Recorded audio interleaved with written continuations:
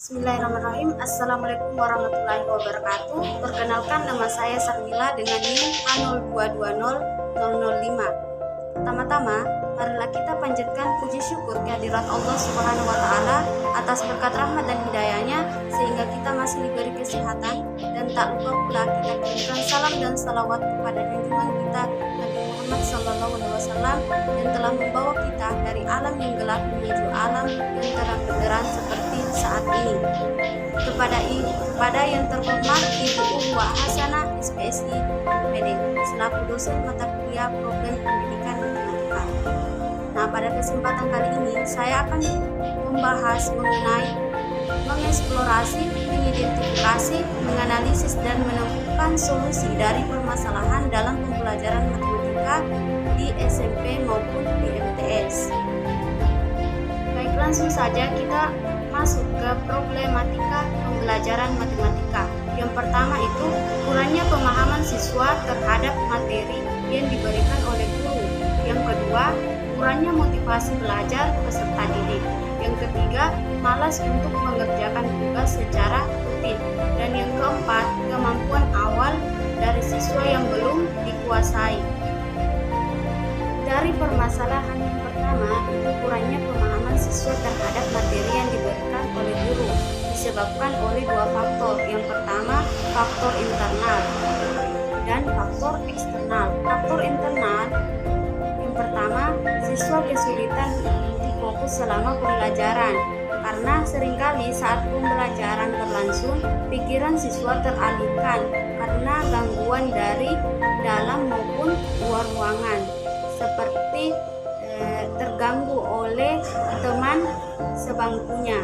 Yang kedua, siswa merasa bosan karena penjelasan materi yang terlalu rumit dan susah untuk diterima oleh siswa. Yang ketiga, materi yang disampaikan kurang menarik sehingga menyebabkan siswa tidak memperhatikan saat guru menjelaskan. Dan yang terakhir, banyaknya beban tugas yang diterima oleh siswa yang terkadang guru memberikan tugas tanpa menjelaskan terlebih dahulu materi tersebut dan menuntut siswa untuk aktif mandiri dalam memahami pembelajaran.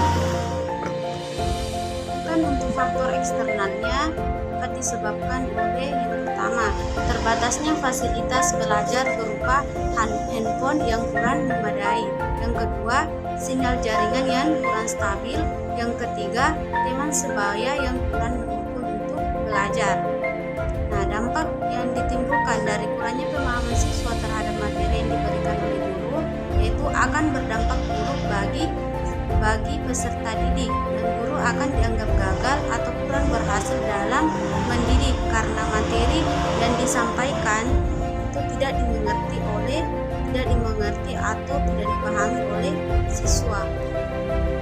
Solusi atau cara yang dapat dilakukan yaitu yang pertama, siswa diupayakan untuk fokus. Apabila masih tidak fokus dan masih teralihkan, sebaiknya kita pejamkan mata selama 5 detik lalu meminum air secukupnya agar pikiran siswa bisa lebih fokus.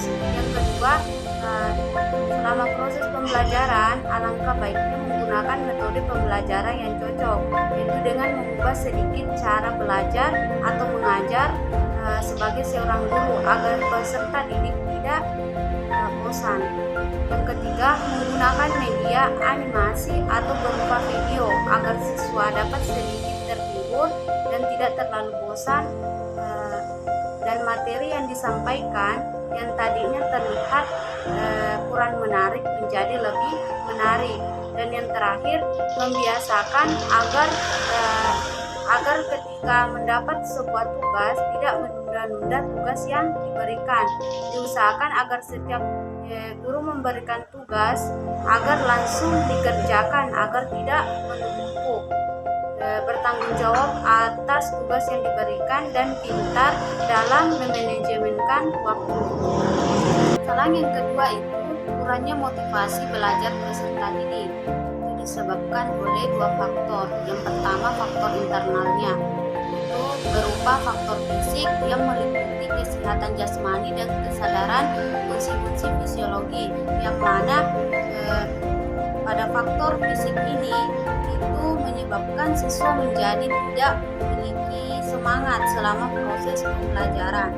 Terkadang juga siswa mengalami kekurangan gizi yang mengakibatkan tubuh siswa menjadi lesu, cepat mengantuk, dan konsentrasi menjadi menurun. Sedangkan pada faktor psikologis yang mencakup minat, kecerdasan, dan persepsi itu juga mempengaruhi motivasi belajar dari peserta didik, yaitu dapat menghambat dan membuat siswa merasa tidak nyaman dan aman dan tidak memiliki minat dalam mata pelajaran tersebut, dan selalu merasa takut, cemas, dan gelisah ketika pembelajaran sedang berlangsung.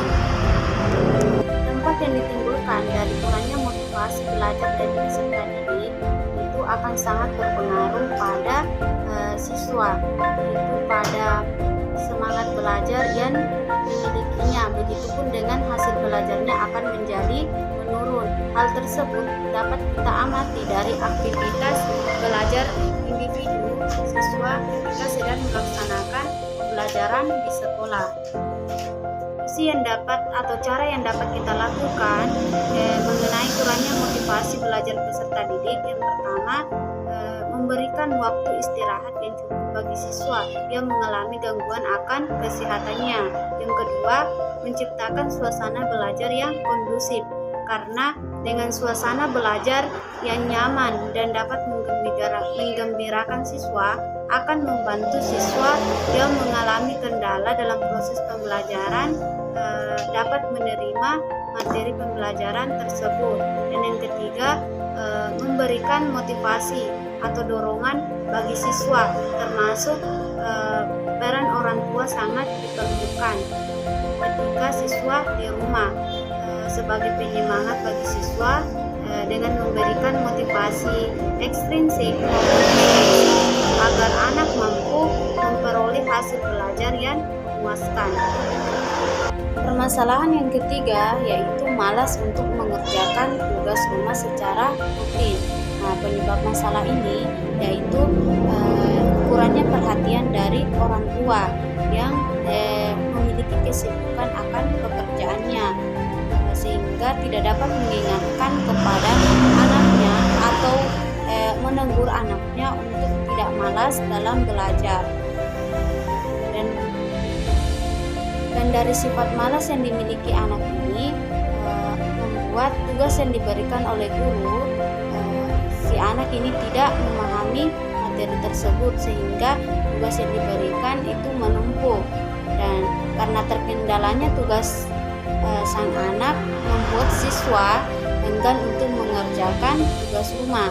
Akibat yang ditimbulkan dari malasnya siswa ini itu menimbulkan dampak negatif bagi siswa itu sendiri, yaitu membuat kurangnya rasa disiplin yang dimiliki dan hilangnya motivasi dari siswa. Nah, solusi yang dapat kita lakukan itu sebaiknya orang